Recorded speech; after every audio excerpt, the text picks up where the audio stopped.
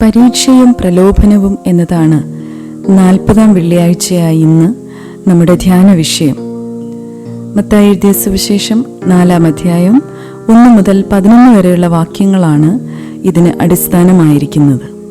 നമുക്കുള്ള മഹാപുരോഹിതൻ പാപമൊഴികെ സകലത്തിലും നമുക്ക് തുല്യമായി പരീക്ഷിക്കപ്പെട്ടവനാകുന്നുവെന്ന് എബ്രായർക്ക് എഴുതിയ ലേഖനത്തിൽ നമ്മെ ഓർമ്മിപ്പിക്കുന്നു. യേശു കർത്താവ് നേരിട്ട പരീക്ഷകളെക്കുറിച്ചാണ് നാം ഇന്ന് ധ്യാനിക്കുന്നത്. പരീക്ഷകളും പ്രലോഭനങ്ങളും ദൈനംദിന ജീവിതത്തിൽ നാം നേരിടുന്നവയാണ്. എന്നാൽ എപ്രകാരമാണ് അതിനെ അതിജീവിക്കുന്നത് എന്നുള്ളതാണ് പ്രധാനം.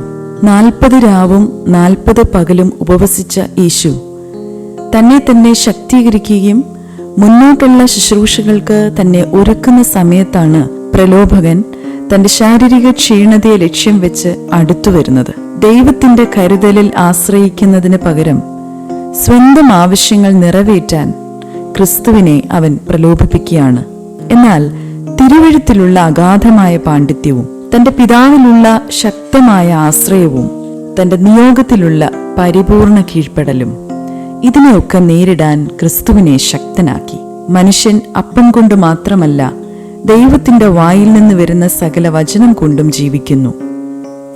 നിന്റെ ദൈവമായ കർത്താവിനെ നീ പരീക്ഷിക്കരുത്, നിന്റെ ദൈവമായ കർത്താവിനെ നമസ്കരിച്ച് അവനെ മാത്രമേ ആരാധിക്കാവൂ എന്നും എഴുതിയിരിക്കുന്നുവല്ലോ. അങ്ങനെ ഈ പരീക്ഷകളെ അതിജീവിച്ച യേശുവിനെ അതിനുശേഷം ദൂതന്മാർ അടുത്തു വന്ന് ശുശ്രൂഷിച്ചു എന്നാണ് തിരുവെഴുത്തിൽ രേഖപ്പെടുത്തിയിരിക്കുന്നത്. താൻ നേരിട്ട ഓരോ പരീക്ഷണങ്ങളിലും യേശു കർത്താവ് തന്റെ ഉറച്ച വിശ്വാസത്തെയും ദൈവവചനത്തിന്റെ ആശ്രയത്വത്തെയും പ്രകടമാക്കുകയാണ്. പരീക്ഷകളും പ്രലോഭനങ്ങളും നമുക്കും പരിവർത്തനത്തിന്റെയും ആത്മീക വളർച്ചയുടെയും വിശ്വാസത്തിന്റെ ദൃഢത ഉറപ്പിക്കുന്നതുമായ അവസരങ്ങളാക്കി മാറ്റണം. യേശുവിന്റെ ഈ അതിജീവനം നമുക്കും ഒരു മാതൃകയാക്കാം. ഈ നോമ്പ് നാളുകളിൽ കർത്താവിന് നമ്മെ ശക്തീകരിക്കട്ടെ, സഹായിക്കട്ടെ, അനുഗ്രഹിക്കട്ടെ.